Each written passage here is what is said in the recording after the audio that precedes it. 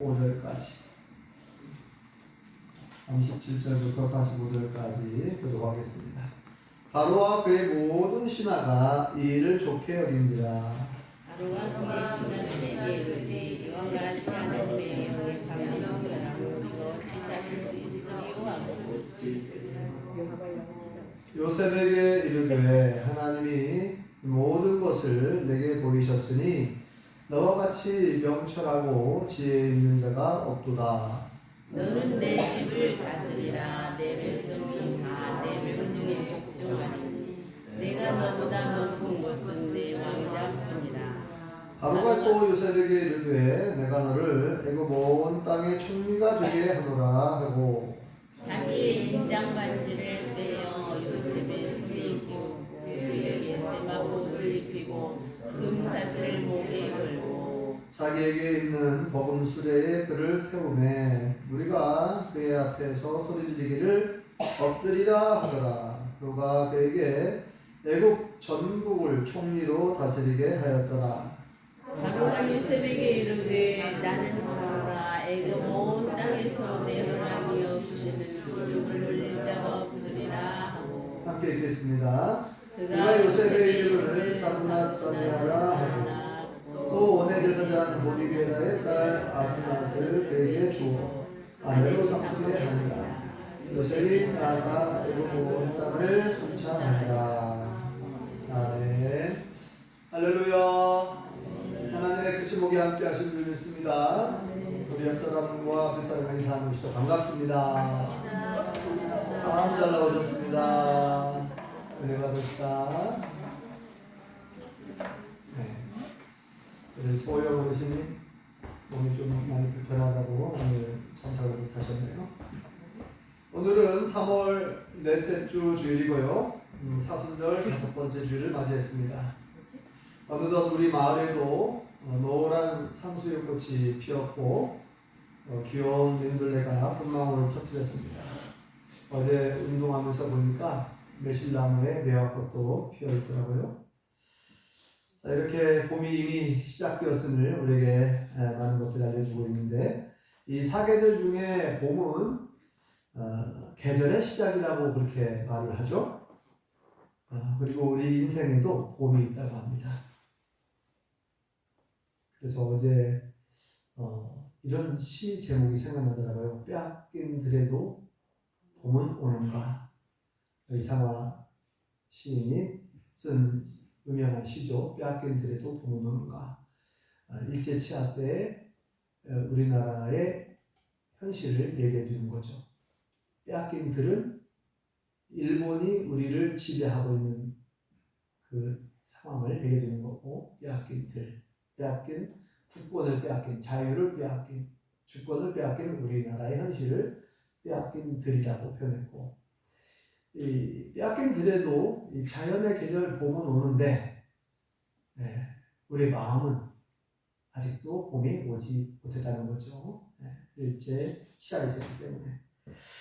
자, 오늘은 요셉에게 찾아온 따스한 봄의 계절, 따스한 봄에 대해서 살펴보고자 합니다. 우리가 5일 때 보고 있고 또 어제 새벽에 본 말씀은 본문의 말씀인데요. 요셉은 17살 되었을 때에 꿈을 2번 꾸게 되는데 한 번은 형들의 모든 곡식단이 요셉에게 절을 하는 그런 꿈을 꿨어요. 그래서 이제 자신의 꿈 이야기를 형님들에게 말을 해줬습니다. 꿈 이야기를 말해준 거죠. 요셉의 형들이 모두 몇 명이죠? 네? 10명. 네, 모두 10명입니다. 요셉은 11번째 아들이고 요셉의 막내 동생이 베냐민이죠.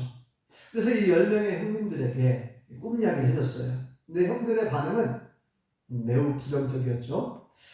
네가 우리들의 왕이라도 된단 말이냐? 이렇게 요셉을 더욱 미워하게 되었고요. 그렇지 않아도 아버지가 요셉을 편애하면서 요셉에게만 채색 옷을 지어드렸어요. 고급, 오늘날로 말하면 아주 고급 소재의 메이커 옷을 사준 거죠. 채색 옷을 입혀줘가지고 형님들의 시기와 질투를 사고 있던 터에 요셉이 꿈 이야기를 기분 나쁘다는 거죠. 요셉의 꿈이 뭐 우리의 복식단이 너의 복식단이 다 절을 한다고 그러면서 더 미워하게 됩니다. 그런데 또 두 번째 또 꿈을 꿨죠. 요셉이 꿈을 또 한 번 꿨어요. 두 번째 꿈을 꿨는데 이번에도 꿈이 참 희한합니다.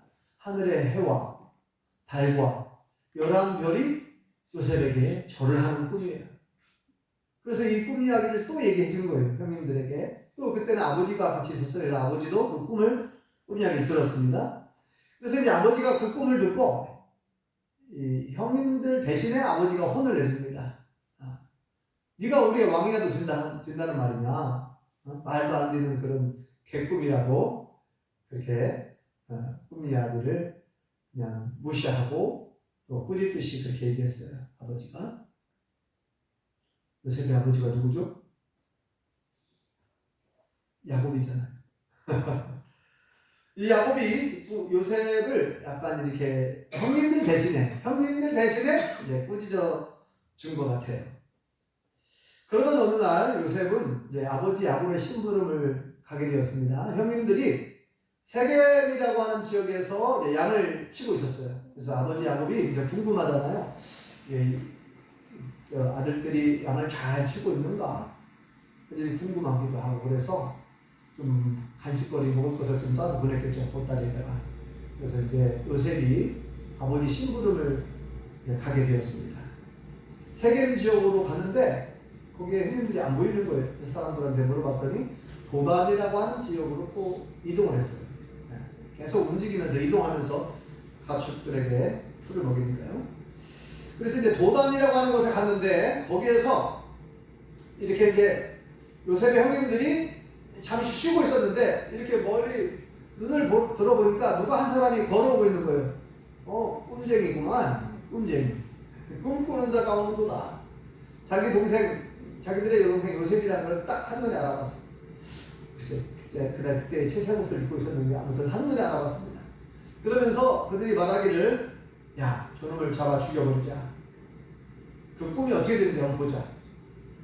근데 이제 루벤, 큰아들, 큰형님 루벤이 요셉을 어떻게 하면 살릴까 해가지고 야, 우리가 피를 흘리지는 말자. 우리가 직접 죽이지는 말자. 그냥 차라리 저 깊은 구덩이에 그냥 던져버리자. 죽이지 말고. 그러니까 동생들은 죽여갖고 구덩이에 던지자라고 그렇게 말을 한 것 같아요. 그러니까 루벤이 그걸 말린 거죠. 우리가 직접 그래도 동생인데 직접 피를 흘리지 말고 죽이지는 말자. 어제 구덩이에 던져버렸어요. 구덩이에 던졌는데 이 구덩이는 물이 한 방울도 나오지 않는 물이 없는 곳이고 물을 못 마시는데 곧 죽게 되겠죠. 그래서 이제 루벤 큰형님의 제안으로 요셉이 직접 살해당하지는 않았는데 이 구덩이에 던져진 이 요셉이 얼마 안 가면 또 죽게 될 거 아닙니까? 그래서 네 번째 아들 누구죠? 유다가 또 형님과 동생들한테 제안을 하는 거예요. 형님들, 동생들, 내가 내 얘기 한번 들어보라고.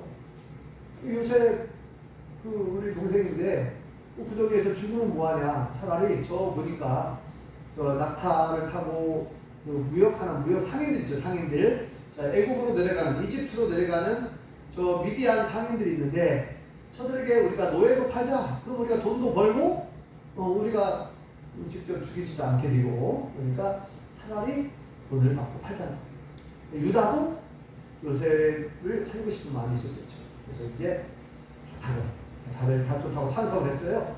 그래서 이제 요셉을 미디안 상인들에게 팔아버렸습니다. 은이십에 팔려갔고 결국 애국의 노예로 팔려갔는데 그 애국 이집트의 왕 칭의 대장, 오늘날로 말하면 경호실장과 그 비슷한 그런 직업이죠. 근데 그 당시에 애국의 칭의 대장은요 아주 막강한 권력을 가지고 있었는데 군사령관이면서 또 왕의 경호실장이면서 또 사법권, 그러니까 죄를 지은 사람을 사형에 처하거나 벌을 줄 수가 있어요. 감옥을 관리하고 있습니다. 또 이 감옥 교도소를. 그래서 아주 강한 권력을 이 친위대장이 가지고 있었는데 이 친위대장 보디발 장군의 집으로 팔려간 거죠. 그래서 이제 그 보디발 장군의 종으로 요셉이 종살이를 하게 됐습니다. 그런데 하나님께서 요셉과 함께 하셔서 요셉이 다른 어떤 모습보다, 다른 어떤 존들보다 이 주인의 눈에 띄게 되고 그 성실함과 명철함과 요셉이 참 지혜롭게 일처리하는 걸 보면서 그 가정의 모든 살림살이를 총 책임지는 가정 총무로 삼게 됩니다. 요셉이. 그래서 그렇게 귀하게 쓰임을 받았는데, 그런데 하지만 얼마 못 가서 요셉이 억울한 누명을 쓰고 또 감옥에 가요. 그 자세한 내용은 뭐 성도님 아시니까.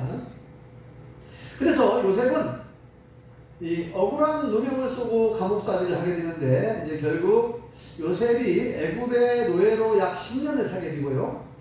억울한 누명을 쓰고 감옥살이를 한 3년 정도 감옥살이를 하게 됩니다. 그래서 총 몇 년에? 13년 동안 험난한 겨울을 보내게 된 것이죠. 계절을 표현하는. 참 감옥이 얼마나 따뜻하고 좋은 곳은 아니잖아요. 이 노예 생활이 그렇게 노예살이가 아무리 뭐 그래도 자유가 없잖아요. 그러니까 약 13년 동안 긴 겨울을 보낸 데가 다름없습니다. 그러나 요셉은 그때마다 어려움 당할 때마다 낙심하지 않고 절망하지 않았습니다. 요셉이 형들의 시기와 질투로 구덩이에 빠져 죽을 뻔했잖아요. 그리고 그때 그 성경에 보면 형님들 살려주세요 막 애걸했다는 거예요. 애원을 했어요. 애원을 하고 제발 살려달라고 그렇게 애원을 하고 애걸을 했는데 결국 구덩이에 던져졌고 또 유다의 제안으로 죽임을 당하지 않았죠. 로벤과 유다의 제안으로 결국 노예로 먼 이국 땅으로 노예로 팔려간 된 것이죠. 요셉은 끝까지 인내하면서 하나님께서 자신에게 보여준 꿈이 이루어질 때까지 오래 참고 기다렸습니다. 그래서 하나님이 정하신 때가 되었을 때 긴 겨울이 끝나고 마침내 따스한 봄이 찾아오는 것입니다. 오늘 본문의 말씀을 보면 요셉이 감옥의 죄수에서 단번에 애굽의 국무총리가 된 것을 기록하고 있어요. 놀라운 변화죠.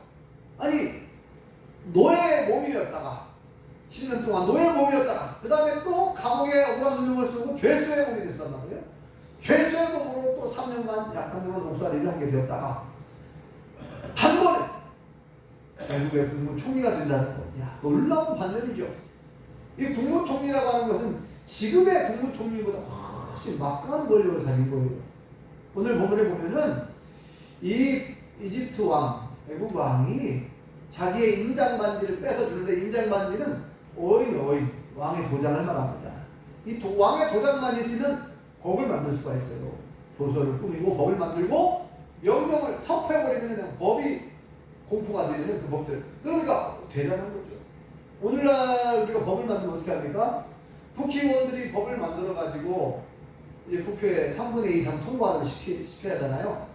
그죠?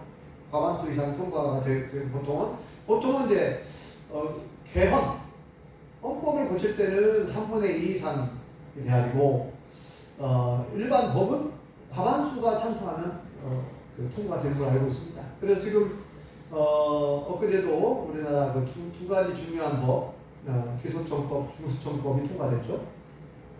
자, 이렇게 법을 만들고 법을 공표해버린 그 법대로 이런 인장반지, 왕의 도장을 요셉에게 줘버립니다. 이집트 왕. 그러니까 당시의 이집트는 오늘날 미국과 같이 아주 큰 강대국이었어요. 문명이 빨리 발달했고 아주 나라가 아주 부강한 나라였죠. 네. 이 이집트의 이 애굽의 국무총리가 된 거예요. 요셉. 요셉은 억울한 누명을 쓰고 감옥에 가게 되었지만 그곳에서도 하나님은 요셉과 함께 해주셨죠. 그래서 간수장에게 인정을 받게 됩니다. 간수장은 오늘날 교도소 소장이죠. 이 간수장에게 인정받아가지고 재반 사무 모든 일 행정 업무를 다 요셉에게 맡겨버릴 정도로 요셉이 그렇게 신임을 얻었어요. 그래서 이제 요셉은 이렇게 간수장의 신임을 얻었을 뿐만 아니라 그래서 이제 비교적 자유롭게 감옥 안에서 생활을 합니다. 비교적 자유롭게. 어느 날 이 감옥에 그 바로 왕의 신하에 높은 사람들 장관 두 사람이 범죄에서 들어와요. 떡 맡은 간원장과 술 맡은 간원장 두 사람이 들어왔는데 이 교도소 소장 간수장이 요셉에게 그들을 잘 받들어 섬기라고 수종 누르라고 이렇게 특별히 부탁을 합니다. 그런데 이제 어느 날 이 두 간원장이 꿈을 꿨어요. 한 날 같은 날 밤에 꿈을 꿨는데 이 참 희한한 꿈을 꾸죠. 그러니까 이 꿈을 도저히 해석을 못하겠는 거예요. 그래서 이제 서로 이제 얼굴이 근심 띤 얼굴을 띄고 있으니까 요셉이 왜 그러십니까? 왜 얼굴에 근심빛이 가득합니까? 아, 우리가 간밤에 꿈을 꿨는데 참 희한한 꿈을 꿨다. 도저히 우리가 그 꿈을 해석할 수가 없다. 그러니까 이제 요셉이 꿈의 해석은 하나님께 달려 있습니다. 한번 말해 보십시오. 그래서 이제 요셉이 꿈을 다 해석을 해줬죠. 술 맡은 간원장 먼저 꿈을 해석을 했는데 앞으로 3일 후면 바로 왕의 생일날 당신은 복직이 될 것입니다. 다시 술을 빚어서 술을 바로 왕에게 올려드릴 것입니다. 복직이 된다는 거죠. 희망적이죠? 좋은 해석을 듣고 또 떡 같은 간원장도 막 고무돼가지고 내 꿈도 한번 해석 좀 해달라. 그런데 이 떡 같은 간원장은 정반대로 당신은 나무에 매달려서 죽게 될 거야. 새들이 날아와서 당신을 뜯어먹게 될 거야. 그대로 요셉이 꿈을 해석해 준 대로 그대로 되었죠. 근데 이제 요셉이 이 술 맡은 간원장에게 부탁을 했습니다. 당신이 이제 내가 해몽해 준 대로 복직이 되면 나를 좀 기억해달라. 나를 좀 생각해달라. 나는 여기에 이 감옥이 얼마나 아무런 죄를 지은 적이 없습니다. 나는 억울하게 지금 감옥에 와 있는 거예요. 그러니 당신이 복직되거나 꼭 나를 좀 석방시키거나 부탁을 했어요. 그 간원장도 알겠다고 그랬는데 정작 복직되고 나서 까마득하게 잊어버린 거예요. 그래서 이 까마득하게 잊어버리고 요셉은 참 허망하죠. 아니 꿈도 해석해주고 꿈 해석해준 대로 술 맡은 간원장이 복직됐는데 이 장관이 자기의 약속을 지키지 않고 잊어버리고 저렇게 됐으니까 요셉이 인간적으로 볼 때는 참 실망스러웠겠죠. 2년이라는 세월을 흘렀어요. 2년 동안 더 감옥살이를 더 하게 된 거죠. 그래서 총 한 3년 정도 한 것 같아요. 그러니까. 근데 2년이 지난 후에 이제는 바로 왕이 이집트 왕이 꿈을 꿨네요. 그러니까 아무도 이집트 왕이 전국에 점술가들 있잖아요. 무당, 점술가, 용하다는 현인들, 지혜자, 똑똑하다는 사람들 다 불러들였습니다. 내 꿈을 좀 해석 좀 해다오. 근데 아무도 그 꿈을 해석해 주는 사람이 없어요. 그러니까 술 맡은 간원장이 생각이 나는 거죠. 왕이시여, 제가요 감옥에 있을 때 요셉이라고 하는 청년을 만났는데 그 청년이 참 지혜로운 청년이다. 근데 꿈을 해몽해 준데 내가 복직되었다. 왕이시여, 그 요셉 청년을 불러들여가지고 한번 부탁을 하면은 꿈을 잘 해석해 줄 것 같습니다. 그래서 그러냐, 빨리 불러라. 그래서 이제 요셉 수염도 다 깎고 옷을 단장하고 왕 앞에 서게 되죠. 그래서 이 바로 왕이 내가 들으니 너는 꿈을 잘 해석해 준다고 들었다. 그러니까 아닙니다. 제가 해석한 게 아니고 하나님께서 지혜를 주셔가지고 하나님께서 해석할 수 있게 해주신 겁니다 하고 하나님께 말을 드리죠.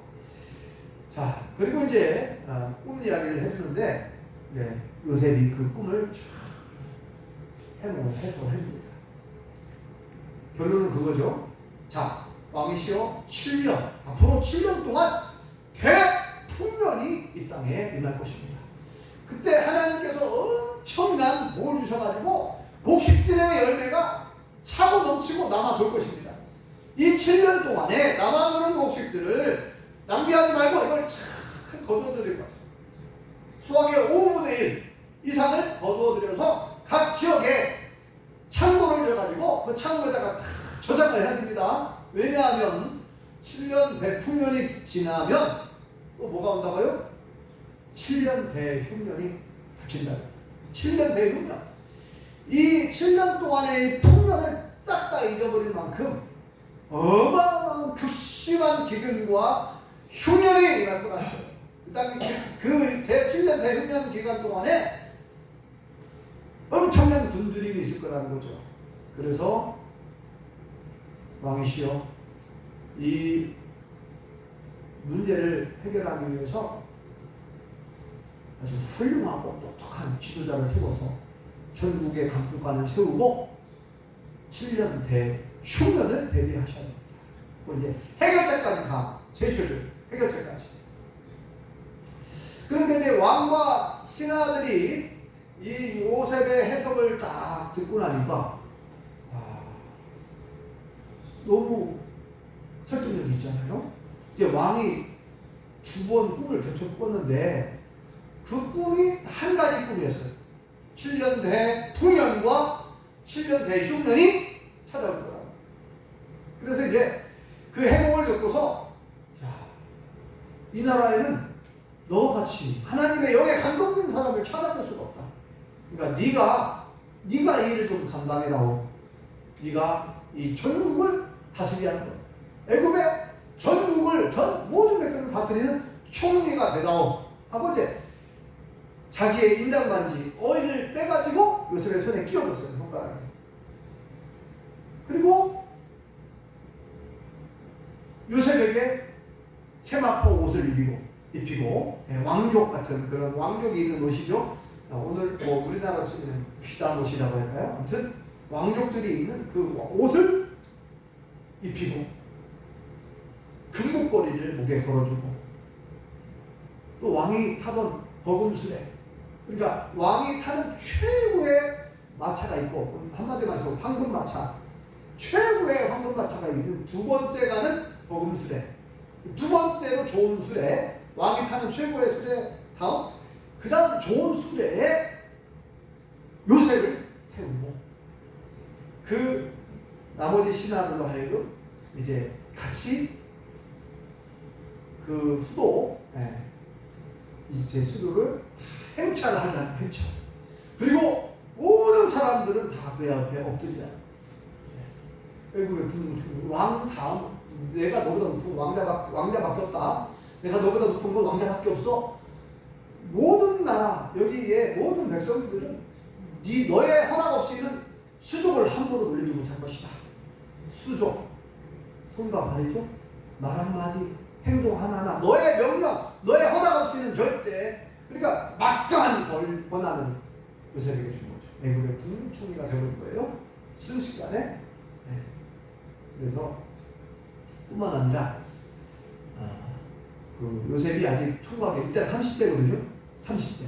그러니까 17살에 꿈을 꿨고 13년이 지난 거예요. 지금 30세가 되었을 때 애굽의 국무총리가 된 거예요. 그리고 이제 총각이잖아요. 결혼을 시킵니다. 이 왕이 추선해가지고 오늘 제사장 오디베라의 딸 아스낫을 아내로 맞이하게 하고 결혼을 시킵니다. 그래서 이제 결혼하고 두 아들 낳았어요. 두 아들이 누구예요? 큰 아들 므낫세, 둘째 아들 에브라임을 낳고 너무 기뻐합니다. 그리고 행복한 결혼 생활을 하게 된 거예요. 110세가 요셉이 생을 마감할 때 110세거든. 110세의 생을 마감할 때까지 행복하게 삶을 살아간 적이 있습니다. 우리가 뒤에 보면은 어떻게 되어 있어요? 요셉이 이제 7년 대풍년의 기간 동안에 감독관들을 세워가지고 고식들을 저장을 잘 하잖아요. 잘 해놓고 자 이제 7년 대풍년의 기간 동안에 이렇게 결혼도 하고 아이도 낳고 행복한 삶을 살았는데 7년 대풍년이 끝나고 7년 대흉년이 임하니까 이제 예국 전국의 백성들이 굶주려 죽게 생긴 거예요. 그래서 왕이시여 우리가 굶주려 죽게 생겼습니다. 야 요셉에게 가봐. 요셉이 시킨 대로 해라.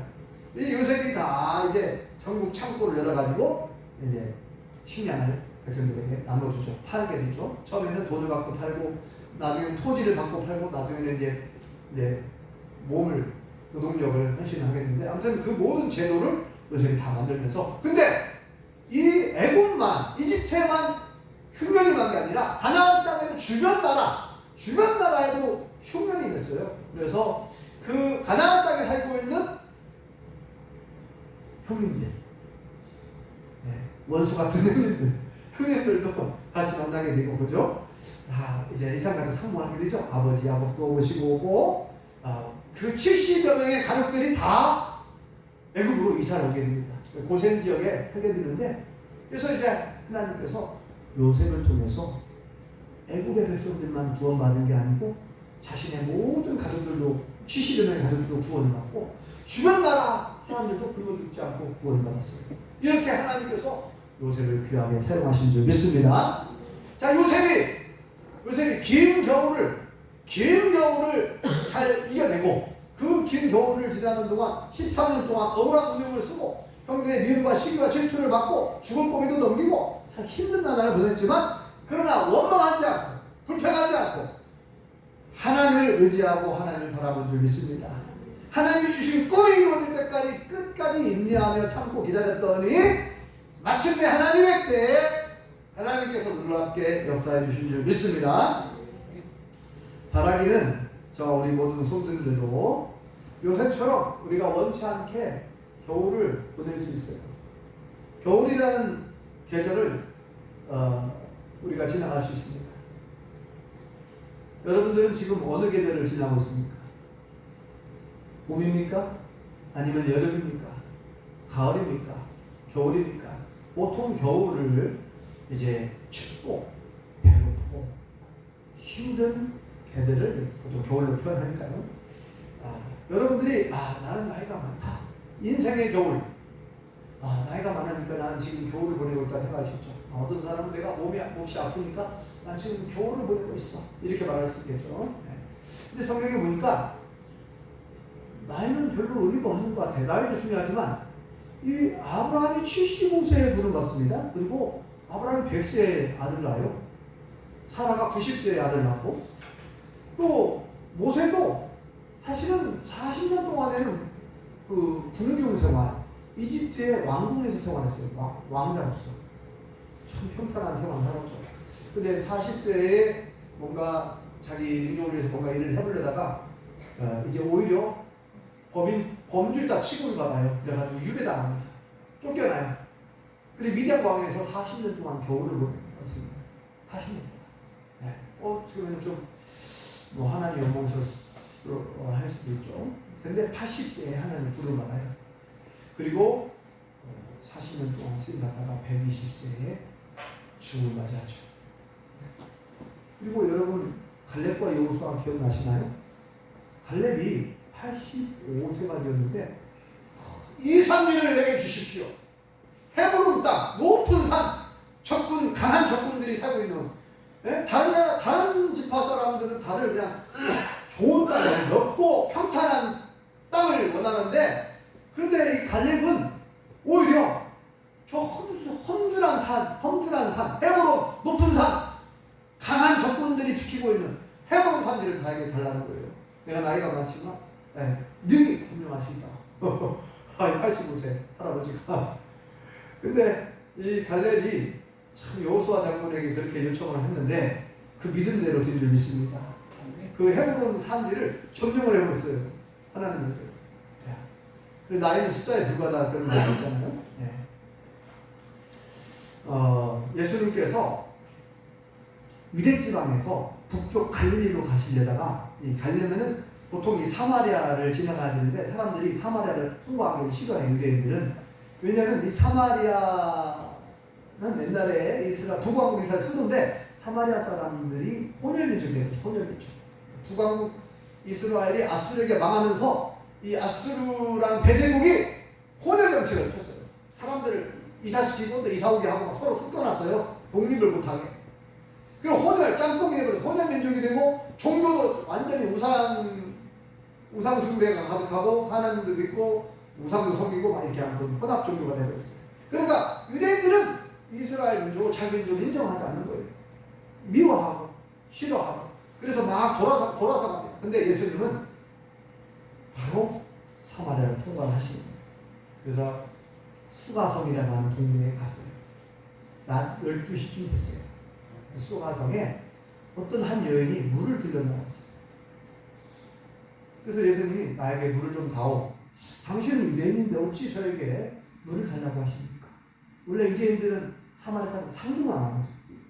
더군다나 남성이잖아. 예수님 남성인데 물 달라고 하니까. 네가 내가 누군지 알았으면 나에게 물을 달라고 했을 것이다. 오히려 내가 주는 물을 마시면 영원히 목마르지 않을 것이다. 그런 물이 있어요? 나에게 좀 주시오. 왜냐면은 이 여인은 참 안타까운 사연이 있어요. 남편이 여성들이 있어요. 그래가지고 사람들한테 손가락질 받고 비난받아가지고 원래는 물을 길러 시원할 때 해가 지고 시원할 때 물을 길러 나오거든요. 그러니까 한낮에 아무도 없을 때 사람들이 안 볼 때 이럴 때 물을 길러 나왔던 것이죠. 그래서 이제 예수님과 얘기하다가 나에게 이제 그런 물을 달라고 하니까 남편을 데리고 와라. 뜬금없이 너의 남편을 데리고 오래. 그러니까 이 여인이 하는 말이 저는 남편이 없어요. 예수님이 그래 네 말이 맞다. 네가 남편이 5이 있었고 지금 있는 6번째 남편도 네 남편이 아니지. 그러면서 그 여인의 모든 그 사생활을 다 알고 있는 거예요. 예수님께서. 그러니까 이 여자가 깜짝 놀랐거든요. 이분은 선지자인가 보다. 선지자, 당신은 선지자 아닙니까? 어떻게 저의 모든 가정사를 다 알고 있습니까? 그러면서 이야기를 막 주고받고 있다가 앞으로 메시아가 오면 메시아 얘기를 하는 이 여인이 메시아 그리스도가 오면은 이야기를 해요. 그러니까 예수님이 내가 바로 그 메시아가 구원자. 예수님은 구약 성경에서 하나님 약속하신 메시아 그리스도 같은 말이죠. 구원자라는 뜻이에요. 내가 바로 그 메시아다. 내가 그리스도다. 그리고 이 여인이 너무너무 깜짝 놀라고 너무너무 기뻐가지고 물동이를 내려놓고 막 마을로 막 들어가고 사람들한테 이보세요, 이보세요, 이보세요. 내가 그리스도를 만났습니다. 메시아를 만났습니다. 나의 모든 과거를 다 알고 이야기를 해준 그 예수를 만났다는 거예요. 빨리 와보시라고 하고 동네 사람들이 그 여인의 말을 듣고 예수님에게 그 우물가, 야곱의 우물가에 막 달려왔어요. 그 예수님 만나고 예수님 말씀을 듣게 되죠. 이틀을 우리 마을에 좀 더 묵고 더 있다 가십시오. 그래서 이틀을 더 묵으면서 그들에게 복음을 전했죠. 그래서 마을 사람들이 예수님 믿고 영접한 적이 있습니다. 그리고 이 여인이 그동안에 너무나 이 육신의 목도 말랐지만 영적인 갈증을 느끼고 있었어요. 항상. 마음이 늘 편치 않고 세상 사람들이 보통 그렇게 말하잖아요. 저 여자는 팔자가 사나워서 그렇다고 막 그렇게 손가락질하고 비난하고 그랬는데 그러니까 이 여인은 수가성 이 여인은 마음이 편안치가 않고 기쁘지가 않고 삶이 재미가 없고 늘 겨울이었어요. 겨울. 근데 예수님을 만난 이후로 낯선 봄이 찾아온 거죠. 이제는 그 내가 갈증을 느끼고 있는 이 갈증을 예수님이 해결해 주신 거예요. 그 예수님 믿고 영접하면서 성령님이 임하시고 이 여인은 마음의 평안을 누리게 되고 기쁨을 갖게 되었어요. 소망을 갖게 되었죠. 예수님 만나게 되고 구원을 얻게 된 적이 있습니다. 한마디 말해서 이 여인은 예수님을 만나고 나서 봄이 찾아온 거예요. 낯선. 바라기는 저와 우리 모든 성도님들이 우리가 진정한 봄은 희망을 상징해요. 봄은 씨앗을 뿌리고 기대하고 희망을 가지고 소망을 가지면서 씨앗을 뿌리죠. 봄은 모든 생명체가 살아나는 만물이 소생한다고 하는 그렇게 되는데 우리의 신앙도 우리의 믿음도 이렇게 봄이 되었으니까 새롭게 솟아나고 성장하고 시작되어야 될 줄 믿습니다. 아직도 여러분들이 혹시 나는 아직도 겨울이다 라고 생각할 수 있는 사람도 있을 겁니다. 이 겨울을 빨리 끝내고 봄을 맞이하고 싶다면 하나님의 은혜 안에 거해야 될 줄 믿습니다. 하나님을 바라봐야 될 줄 믿습니다. 하나님의 약속의 말씀을 붙들고 살아야 될 줄 믿습니다. 그러면 때가 되면 반드시 하나님께서 때가 되니까 요셉이 원하는 때가 아니에요. 하나님이 원하는 때에 요셉을 애굽의 국무총리로 세워주시면서 놀랍게 역사하셨어요. 그리고 겨울을 지나는 동안에 하나님이 요셉을 멀리한 게 아니라 하나님은 요셉이 어느 곳에 있든지 하나님이 함께 해주셨어요. 네. 그러니까 여러분들이 겨울이라고 하는 계절을 지나고 있다라고 생각하고 하나님은 나를 버린 것 같고 하나님 나를 떠난 것 같고 하나님 나와 함께하지 않는 것 같고 하나님이 내 기도를 들어주시지 않는 것처럼 느껴질 수 있어요. 그러나 하나님은 다 듣고 계신 줄 믿습니다. 하나님은 여러분들의 형편과 사정을 너무나 기가 막히게 잘 알고 계세요. 그래서 하나님은 여러분들의 기도를 때가 되면 들어주실 줄 믿습니다. 그러니까 요셉처럼 낙심하지 말고 절망하지 말고 계속 인내하며 하나님의 때를 기다리고 기도하자는 거죠. 그리고 진정한 예수님을 만나야 됩니다. 이 수가성 여인처럼 예수님을 만나야 됩니다. 예수님을 만나야 진정한 평화가 내게 임하고 진정한 기쁨이 있고 진정한 행복이 찾아오는 줄 믿습니다. 예수님 만나야 돼요. 전인격적으로 예수님 만나야 돼요. 예수님이 여러분 안에 계셔야 됩니다. 여러분 예수님 안에 거해야 되고 예수님과 동행하는 삶을 살아갈 때 진정한 봄을 우리가 경험할 수 있어요. 그리고 여름도 가을도 열매를 맺게 되는 것처럼 저는 봄, 가을을 제일 좋아하는데 춥지도 않고 덥지도 않잖아요. 여러분들은 어떤 계절을 좋아하실지 모르겠지만 아무튼 인생의 계절을 이제 이렇게 비유할 때 다 예수님을 만나셔서 예수님 안에 거함으로 여러분들의 삶이 이 영원한 봄날을 만끽하면서 하나님의 은혜 안에 영원한 봄날을 만끽하면서 살아갈 수 있기를 예수님의 이름으로 축원합니다. 기도하겠습니다. 영원 하나님 은혜를 감사합니다. 오늘 13년여 기간 동안의 긴 겨울을 보내다가 하나님의 은혜로 따스한 봄날을 맞이한 요셉의 삶을 살펴보았습니다. 요셉은 아무 잘못이 없었지만 형들의 시기와 질투로 죽을 뻔하였고 또 감옥에 억울한 운명을 쓰고 감옥에서 또 감옥살이를 하였고 참 파란만장한 삶을 살았지만 요셉은 끝까지 낙심하거나 원망하거나 불평하지 아니하고 하나님을 바라보고 인내하며 믿음을 지켰을 때에 마침내 하나님의 때에 요셉을 높이 세워주신 것을 보았습니다. 또한 수가성 여인이 예수님을 만난 즉시 긴 겨울을 끝내고 따뜻한 봄을 맞이한 것을 보았습니다. 우리 모든 성도님들도 요셉처럼 수가성 여인처럼 하나님을 경험하고 예수님을 만남으로 말미암아 따뜻한 봄을 맞이할 수 있게 도와 주시옵소서. 예수님의 이름으로 기도합니다. 아멘.